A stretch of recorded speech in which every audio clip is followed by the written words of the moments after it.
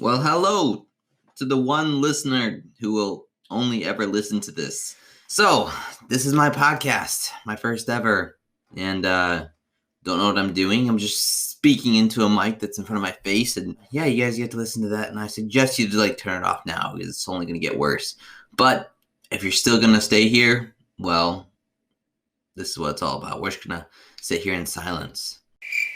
Why did I start this podcast? Well, for starters, it gives me a great excuse to pay to go see a movie and feel like I'm doing something very productive, even if I'm not. And so I can let you guys know before you guys pay to get numb butts whether that movie is going to be worth your time. So I'm going to waste my time so you don't have to waste your time. I just watched a movie. It's a pretty crazy movie. It was just released on Amazon Prime. It's called Bliss with Owen Wilson and Salma Hayek. Salma Hayek. Yeah, let's just jump in on my thoughts here.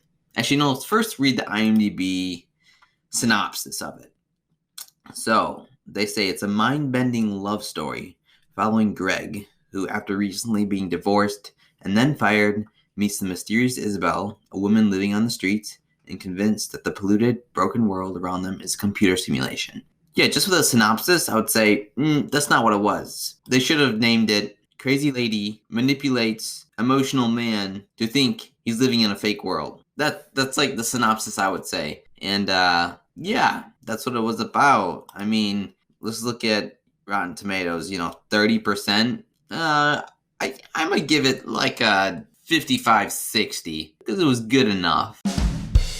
This movie was just really, really crazy. I get what the director was trying to do, but it just felt like there were so many things being pushed into the film that it couldn't make the one thing he was trying to preach be good. This movie had so much potential, and it just kind of lost it 30 minutes in the movie. I don't really scream during movies. Why? What the heck was going on?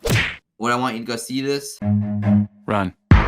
It's definitely worth a watch. It depends if you're a movie junkie. If you're not a movie junkie, don't go see it. It's not worth your time. But if you want to sit back and literally just wonder why the heck somebody made this movie, they put a lot of good work into it, but there could have been a lot of better ways to make the story come to a close. With that being said, let's read the reviews. Let's see if these people are siding with me or if they're just making up all this crazy stuff. So this comes from IndieWire. Even the worst simulation would have more clarity than this. Ooh, life might be messy and weird and scary, but it possesses more honesty than this cinematic misery. Dang. I mean, I don't know if I could be this mean to the director. Shout out to Mike Cahill, I don't know how you say it. He did a good job executing his vision. I definitely felt where he was going. As a filmmaker myself, I created a short film. A lot of people didn't understand the ending, and I was just sitting there going, oh, I understand it. Showed to some filmmaking buddies, and they're going, oh yeah, it's really creative. I like that. But everyone else is just going, what the heck was he doing at the end?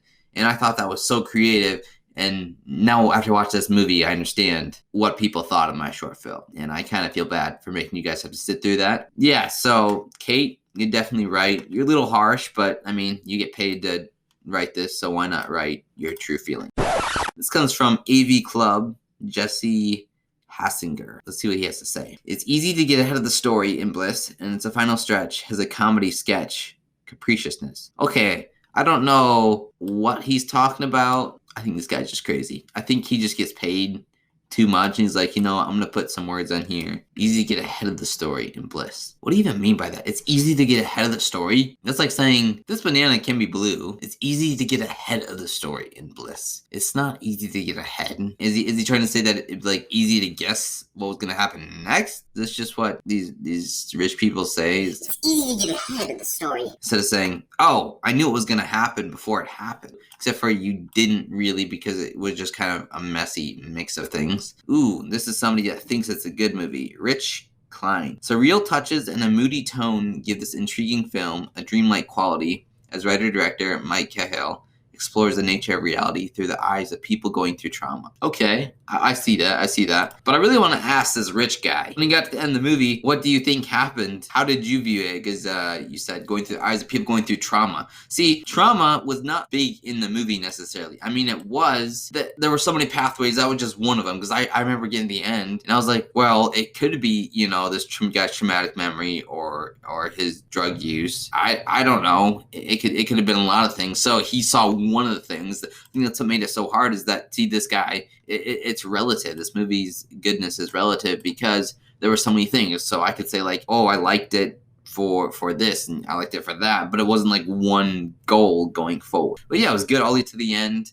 And then the suppositions that it asked in the beginning didn't quite answer those in the end. It kind of just left you hanging, and then you kind of have to answer those questions yourself. I have to go Google what the director's point of view is. In the article, the director says, when you get to the end, you kind of just make it up for you. We pay to see your vision. We want to see Mike Cahill's vision, not our own. I mean, we should be able to see ourselves through the vision of the director. You can't just like hand a kid keys to the car and say, go drive. And the story's supposed to serve a purpose. What was the purpose of that movie? I have no idea. I just know it ended and the credits rolled. Oh, another fresh one. Charles Kaplinski. He says, the messages within the film are equally engaging, reminding us to cherish our immediate world and relationships. Yes, I agree, the movie did do that. But that was only one of the 5 things it was trying to push. The messages within the film are equally engaging, reminding us to cherish our immediate world and relationships. Yes, this movie does do that. But it also does these 5, 6, 7 other different things. And you're like, wait, which one do I go? Like, when I want to watch a movie, I want to, like, clear-cut goal. Even Nolan, Christopher Nolan, his films, like, I feel like have an overall theme. Like, there's all these 20 different themes, but there's an overall theme, whereas this one had 7 main themes, and you're just stuck going, well, which theme was I supposed to look at? I mean, maybe it's different for each person. There should be a direct thing. When I watch a film, I want to be able to know what I'm walking into. I guess this was a creative way to do it, but it just felt really confusing. Like, I honestly think that this movie had the potential to go to the Oscars, but now, like, the ending kind of ruined it. Some of the script kind of ruined it. I would love to see Mike Cahill do like a reboot 10, 15, 20 years down the road when his directing credits are up and his experience is up. I think this movie has so much potential. A lot of people are not going to want to watch it because it just came off really, really weird. So 30% Rotten Tomatoes, what did I say, 50, 55? I think that's what I'd give it. See, IMDb, we have almost 5,000 people giving it 5.2. So yeah, so that's 5.2 out of 10. It's kind of close to what I was saying. 38 for Metascore. Oh, they've actually already won an award. Locations Team of the Year. Independent feature film. What is the definition of independent feature film? An independent film, independent movie, indie film, or indie movie is a feature film or short film that is produced outside the major film studio system, in addition to being produced and distributed by independent entertainment companies. So, does this make it an independent film if Amazon acquires this? So the people that went out and found the locations for this movie got an award. That is the weirdest. I've never heard of that. I guess that'd be kind of fun if you were a scout, location scout. You're like, well, I'm going to get an award if I find this really, really cool place. That's just really weird. And whether it was an independent feature film, I think that was just an easy way to get an award. What do you have? The highest budgeted movie in that film festival? That does not count.